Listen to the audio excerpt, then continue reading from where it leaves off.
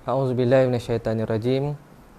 Bismillahirrahmanirrahim. Assalamualaikum warahmatullahi wabarakatuh. Alhamdulillah. Wassalatu wassalamu ala Rasulillah wa ala alihi wa sahbihi ajma'in.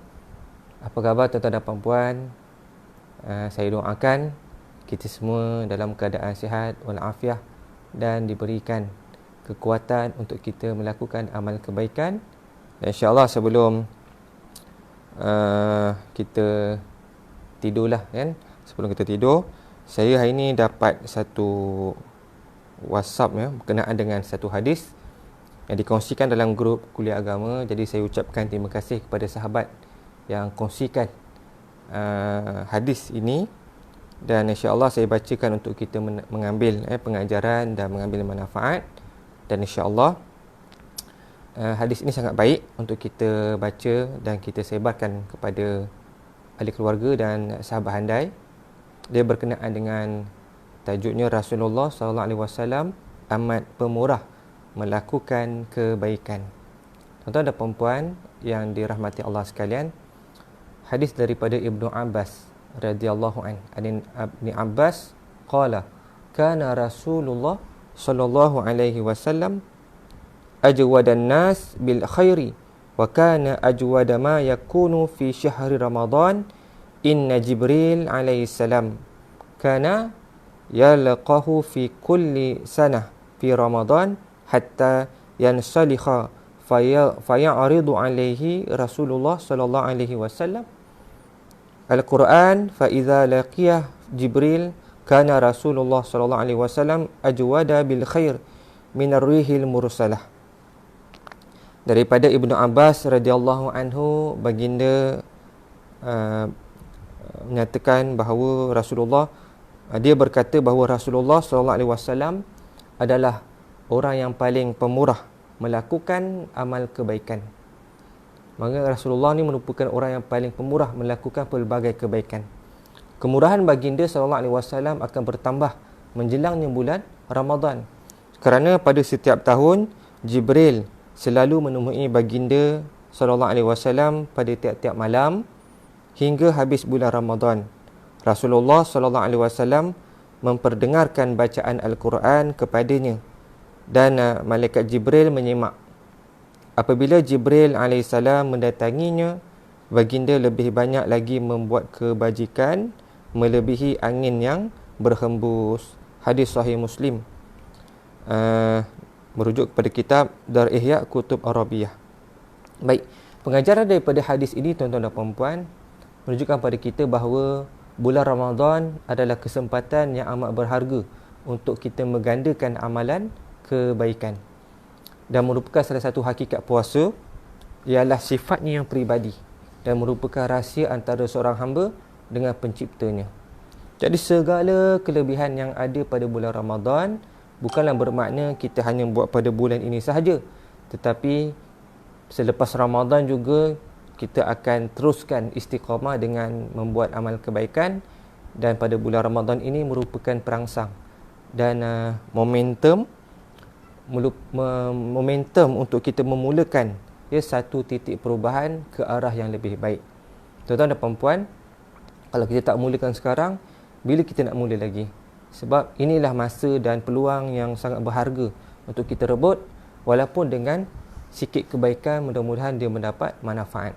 Dan antara amalan kebaikan yang selalu dilakukan oleh Nabi sallallahu alaihi wasallam pada bulan Ramadan adalah bersedekah dan bertadarus Al-Quran. Maka setiap Muslim dituntut membaca Al-Quran pada setiap hari. Kalau hari ini kita dah baca berapa juzuk? InsyaAllah kan. Mungkin sahabat-sahabat dah nak habis dah. Masya Allah. Saya belum habis lagi. Kan? Baca sikit. Mungkin ada yang baru nak mula. Kan? Tak apa, teruskan. Mungkin ada yang dah sampai pertengahan. Masya Allah. Subhanallah. Tahniah. Teruskan membaca Al-Quran. Kerana inilah akhlak dan sifat yang ditunjukkan oleh Nabi SAW. Setiap hari Nabi membaca Al-Quran dan disimak oleh malaikat Jibril alaihissalam. Manakala bulan Ramadan yang mulia ini adalah kita ambil kesempatan, apabila kita telah selesai membaca Al-Quran, kita ambil kesempatan untuk mentadabbur Al-Quran, atau kita membaca makna yang ada dalam Quran. Ya, insya-Allah apabila kita baca makna, ulama sebut antara ubat kepada hati kita. Ini membaca Quran dengan terjemahannya. Insya-Allah kita boleh buat dan kita faham isi kandungan Al-Quran, dan itu akan meningkatkan keimanan dan kekayaan hati ke arah kebaikan. Kita akan ambil pengajaran, kita boleh mengambil pedoman, dan kita boleh renungi dan kita boleh selami apakah intipati yang disebut ataupun yang terkandung dalam Al-Quran untuk kita amalkan dalam kehidupan kita. Jadi marilah kita bersama-sama mengisi kedatangan Ramadan ini dengan penuh keinsafan dan memperbanyakkan bersedekah, membaca dan mentadabbur Al-Quran, kerana bulan ini adalah bulan yang dipenuhi keberkatan serta dihidangkan di dalamnya dengan pelbagai amal ibadah yang pahalanya digandakan. Masya Allah. Tuan-tuan dan puan-puan, saya percaya kita ada jiran kan, ada jiran tetangga di kiri, di kanan, belakang, depan, ataupun kalau kita ada ahli keluarga, kita ambil kesempatan bulan Ramadan ini untuk kita memperbanyakkan bersedekah. Kerana konsep memberi ini harus diterapkan secara maksimum, bukan sahaja dalam bulan Ramadan, bahkan selepas Ramadan pun kita dapat teruskan dengan memberi sedekah. Kerana ini pengaruh yang baik pada peribadi kita, insya-Allah. Kerana bila mana kita banyak bersedekah, tuan-tuan dan puan-puan, ia akan menghakis sifat kedekut. Ia akan menghakis sifat bakhil dalam diri seseorang, dan kesan dia akan bereratkan ikatan kemesraan anggota masyarakat tanpa kita mengira taraf, tanpa kita mengira siapa dia, siapa pangkat dia, kan, tanpa kita mengira kedudukan seseorang itu. Dan sedekah yang diterima dan bernilai di sisi Allah adalah sedekah yang ikhlas. Sedekah yang ikhlas kerana Allah Ta'ala. Tuan-tuan dan puan-puan yang dirahmati Allah sekalian, terdapat satu ayat daripada ayat Al-Quran yang mana Allah Ta'ala sebutkan bandingan orang yang membelanjakan hartanya pada jalan Allah sama seperti sebiji benih yang tumbuh menerbitkan 7 tangkai. Seperti mana yang disebut dalam surah Al-Baqarah ayat 261 yang berbunyi, a'udzubillahi minasyaitonirrajim, bismillahirrahmanirrahim. Mathalul ladzina yunfiquna amwalahum fi sabilillahi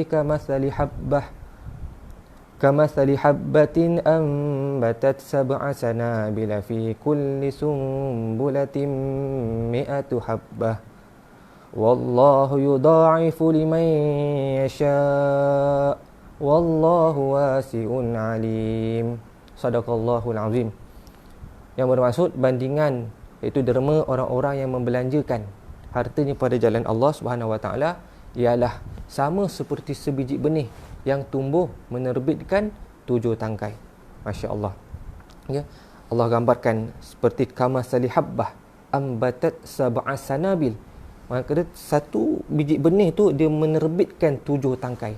7 tangkai ni manakala dia menerbitkan tiap-tiap tangkai itu kulli sumbulatin mi'atu habbah.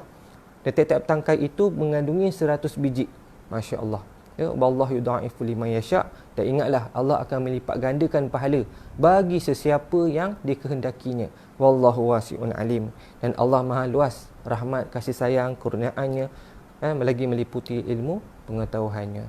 Dan dalam surah lain seperti surah An-Nahl ayat 96, a'udzubillahi minasyaitanirrajim, ma indakum yanfadu wa ma indallahi baqa. Apa saja yang ada di sisimu wahai manusia akan habis, dan apa yang ada di sisi Allah adalah kekal.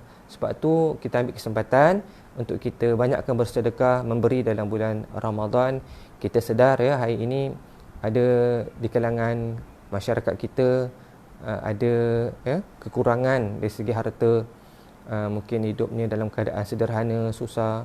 Maka kita yang ada rezeki lebih ni, insya-Allah kita sama-sama membantu meringankan sedikit beban. InsyaAllah kita ni akan ikhlas kerana Allah. Kita memberi bukan kita mengharapkan pujian, kita memberi bukan kita mengharapkan pujian orang ramai. Tak. Kita memberi, kita bersedekah, kita niatkan, ya Allah, semoga mendapat redha-Mu ya Allah. Aku memberi ini semoga mendapat kasih sayang-Mu ya Allah. Dan bila kita memberi, insya-Allah Allah akan gandakan harta-harta benda kita. Sesuai daripada Nabi SAW, Nabi ada menyatakan bahawa ma labista faqad ablaita wa ma saddaqta faqad abqaita. Rasulullah sebut, apa yang kamu pakai itu akan habis, itu akan memburukkan. Tapi apa yang kita belanjakan sedekah, insya-Allah itu akan kita simpan di sisi Allah dan itu kekal menyelamatkan kita. Insya-Allah cukup sekadar itu saja. Kita berjumpa lagi pada masa akan datang. Wallahu alam. Insya-Allah ya, kita sama-sama buat amal kebaikan. Kita berjumpa pada masa akan datang. Wallahu alam. Sekian, wabillahi taufiq wal hidayah. Wassalamualaikum warahmatullahi